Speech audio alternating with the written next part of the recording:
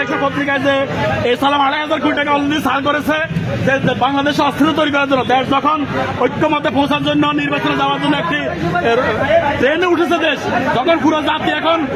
একটি গণতান্ত্রিক পদ্ধতি যাওয়ার পথে, তখন এই সালাম যে টাকা সার করেছে সেই টাকার অংশ হিসাবে সেই টাকা খেয়েছে দূষণরা আজকে এখানে 71 মঞ্চের নামে একত্রিত হয়ে ফেসিবাদকে সংগঠিত করতে একত্রিত হয়েছে। জুলাই যোদ্ধারা,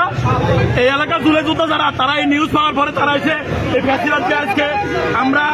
সাংবাদিকরা ছিলেন, আমরা কাউকে কারো গায়ে হাত তুলতে দিই নাই, আমরা কোনো মব সৃষ্টি করতে দিই নাই। আজকে যদি আমরা সুযোগ দিতাম তাহলে একজনের সুস্থ চলে গেছে যাইতে পারতো না। সবচেয়ে ফেসিবাদের বড় মাস্টার মাইন্ড গব্বর সিদ্দিক সাহেবকে তারা ব্যবহার করে সেখানে আনছে, যিনি 32 নম্বর জন্য তার কলিজা জলে